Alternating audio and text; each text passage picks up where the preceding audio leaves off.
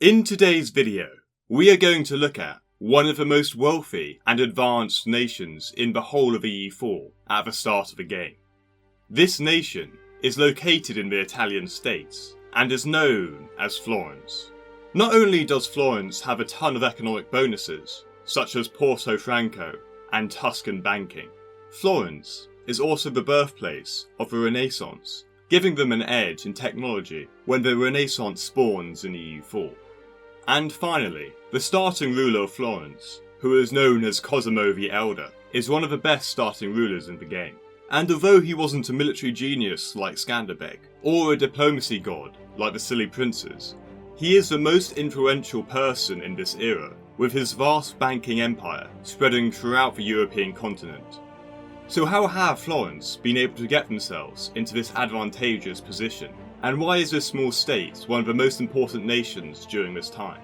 In my opinion, I believe there are not enough bonuses given to Florence, and in this video you'll find that out.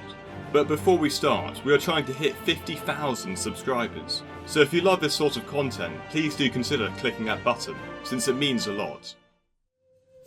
We begin our story in the early 14th century. Florence by this stage went from an obscure Roman settlement to a thriving city-state, with an urban population of 120,000 and a rural population of 300,000. Florence's growth and prosperity during this time relied on firstly the financial innovations found in Italy that allowed the bankers in Florence to hand out loans, making them a significant profit. Secondly, Florence had access to a rising wool industry, which meant they could trade to increase the wealth of the region. The generation of wealth was also helped by the government type of Florence, which was established in 1293 by the Ordinance of Justice. Florence was governed by 7 guilds that would be elected every 2 months. Although it created weaknesses in government, leading to bitter feuds between powerful families within Florence, my personal belief is this sort of government with high amounts of division of power would help the prosperity of the city, especially when we compare this sort of government with the kleptocratic, absolute monarchists within Europe.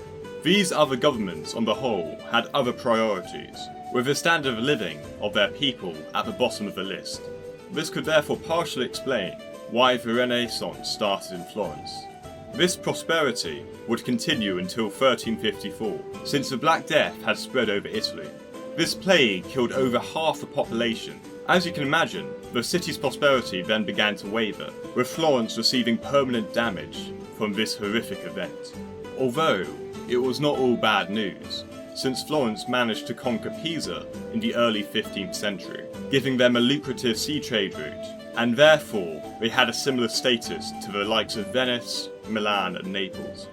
Our story then moves on to another exciting period of Florence, which is the rise of the Medici family in the 15th century.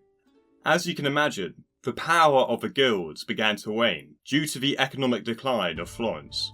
And this was the opposite trend to the Medici family, who began to expand their banking empire throughout Europe.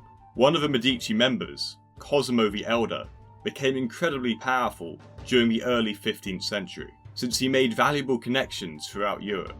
He is also the starting ruler in EU4. His power gains did not, however, go unnoticed, and there was a coup against him by a rival family in 1431. This rival family led an anti-Medici party, and they arrested him. Originally, he was going to be executed, but he managed to bribe key figures, and his sentence was changed to banishment. His banishment, however, would see large amounts of money leave Florence and flood into other Italian states. Since there was an economic decline and a reduction in standard of living, the people of Florence wanted the Medici family to come back, and so Cosimo's banishment was rescinded and he came back to Florence. When he returned, his enemies were banished, and he then became the Lord of Florence in 1434. Under his control, Florence would prosper, and Cosimo had a passion for building and the arts. With his great wealth, he would fund many culturally significant projects, leading to Florence experiencing a great amount of cultural innovation, and in EU4 this is partially shown. Cosimo was also a promoter of peace, and seeked to stabilise the northern Italian region. I think personally that this figure is the most important person for the Renaissance, and without him, the development of humanity would have been slower. Cosimo would then pass away in 1464, but his legacy would live on, and he is seen as the father of his nation. Even today, he culturally enriches our lives, and is now in a Netflix series. I think it's fascinating how one man was able to enrich a nation so rapidly, and we can see this in EU4 with Florence. Thank you guys for watching, and check out some of my other videos.